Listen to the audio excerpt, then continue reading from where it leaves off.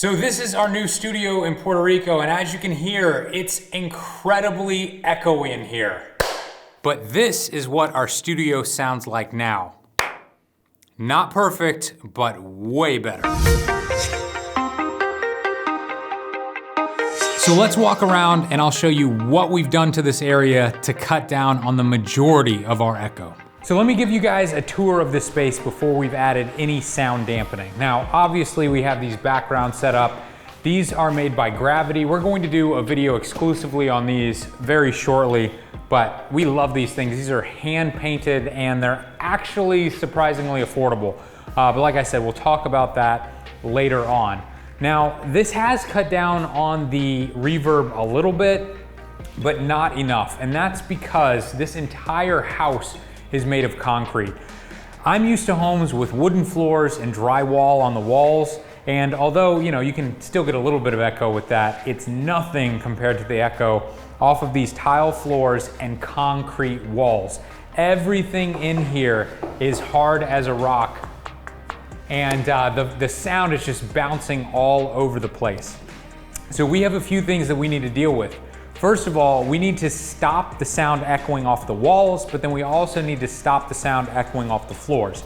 Luckily, when it comes to the floors, all we have to do is add a carpet. Now, most people probably think that we should add foam all over this place, and although that is an option, I've done lots of research and I don't know that that's the best option. First of all, foam isn't very dense, and so it might stop a little bit of reverb, but it doesn't really muffle the sound like something that's dense would. Also, you have to install these foam panels all over the walls and the ceiling, and they're individual things, and we're just renting this house. We obviously don't want to damage this house in any way, so I didn't want to have to stick foam all over the walls. Believe it or not, simple things like rugs are incredible for sound dampening because there's lots of little crevices for noise to go, but then it's so dense that it will just really squelch that sound. Things like towels are also really good for sound dampening.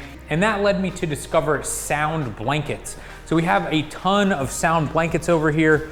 These blue ones I actually purchased off of B&H, and these were the only options on B&H. This one in particular is made by Matthews Studio Equipment, and they make a bunch of grip equipment. I don't know why they made these blue though. You're either gonna want them to be black or white. You don't want your sound blankets casting colors on your subject. So these weren't the best option, but I just bought these because I knew I could get them quick. But then I found this other company online called Vocal Booth To Go, and they sell sound blankets that are heavier and also different sizes. They have grommets built in, and they're fairly affordable. So I went ahead and bought a ton of those. Now, when I ordered these online, I knew they had to be heavy because they didn't want to ship them to Puerto Rico. They wanted to charge me hundreds of dollars to ship them to Puerto Rico.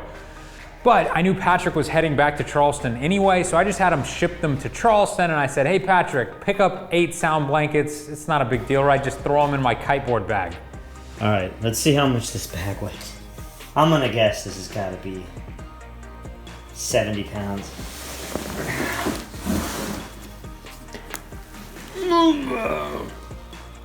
74 pounds. I need to see what the limit's gonna be on a media rate bag. So now that we have the blankets in, let's hang them up and let's see what we can get this place to sound like.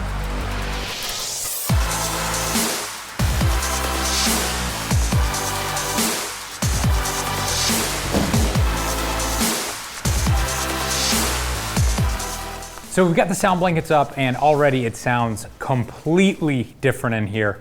Hanging them up is super easy because of the grommets. We just used about 5 screws per blanket, and it also makes it really easy to pull them down if you don't want them up.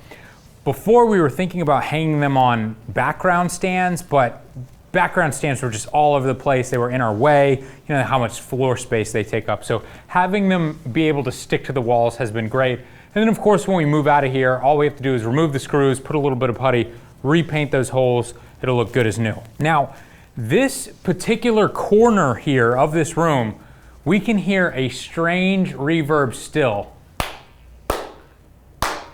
I don't know if you guys can hear that. It actually sounds stranger than it did before without the sound blankets, and it's the sound bouncing off the floor and ceiling right here. You know those old-timey jaw harps that the rednecks who, you know, you got the guy playing the dum, dum, dum, and then the other guy going down, down, down. It sounds exactly like that right here. It's so weird. As long as you can pinpoint it, we've pinpointed it to this very hard floor here. You can easily put something over it and all that sound will get nice and quiet. So now that we have all the sound blankets up, let's go through some of these tests so you can hear before and after. So this is an audio test on our lav mics to hear what it sounds like without any sound dampening at all. Right now, I am talking with the lav mics. This is the Rode NTG3 without a treated room. This is what the Rode NTG3 shotgun microphone sounds like. And this is the Rode NTG8 without any sound dampening. This is what the Rode NTG8 microphone sounds like with the sound blankets on the wall. Now, for certain videos in the future, we will be putting sound blankets right next to me, and that makes the sound so much better. We've actually done tests where we've placed ourselves in between two sound blankets, and if you were doing voiceover or singing, something like that, you're going to get the best possible sound. But when we need more room to work like this, especially if we're working on a table, we can't put the sound blankets super close to our face. So having them along these walls has been really nice because they're out of our way, but it's still stopping the majority of the echo. So this was a super simple video on sound. If you guys are having trouble with echo in your studio, definitely check out sound blankets. It may be one of the easiest and cheapest ways to get much better sounding audio. For more information just like this, head over to fstoppers.com for daily free content. And if you'd like to check out our full-length photography tutorials on video and photography, head over to fstoppers.com/store.